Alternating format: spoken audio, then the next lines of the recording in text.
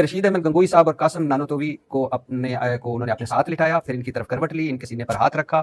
قاسم صاحب بولے او میاں لوگ کیا کہیں گے، تذکرۃ الرشید.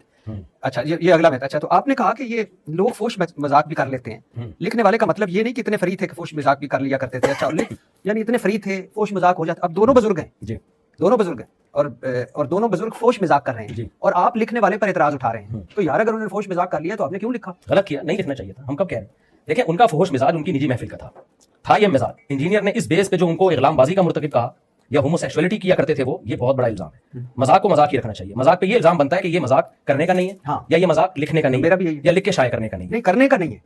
ٹھیک ہے نا، غلط کیا انہوں نے، کون کہہ رہا ہے. لیکن اس کی دیکھیں مثال پتہ ہے کیا ہے؟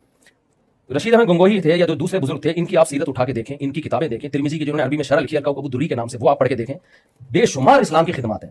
ایک شخص کسی شہر میں جاتا ہے، مولانا ابو الحسن علی ندوی نے بڑا دلچسپ واقعہ لکھا ہے. ایک شخص کسی شہر میں جاتا ہے، دیکھتا ہے وہاں خوبصورت باغات ہیں، خوبصورت چشمے ہیں، بڑے بنگلے ہیں اور ہسپتال ہیں اور اسکول ہیں اور پولیس کا ایک خوبصورت نظام ہے، 20 چیزیں. دو جگہ اسے نظر آیا گٹر کے ڈھکن نہیں، گٹر ابل رہے ہیں. وہ آ کے جو اسٹیٹمنٹ دیتا ہے وہ کہتا ہے ایسا گندا شہر ہے، گٹر کے ڈھکن ابل رہے ہیں، گٹر کے ڈھکن ابل رہے ہیں، گٹر کے ڈھکن ابل رہے ہیں. صبح شام وہ یہی کرتا رہتا ہے. تو یار یہ تجھے دو گٹر کے ڈھکن کے علاوہ کچھ نظر نہیں آیا اس میں؟ اسی چیز کو کیوں بار بار ہائی لائٹ کر رہے ہو؟ ہم نے کب کہا کہ بزرگ سے کوئی غلطی نہیں ہو سکتی؟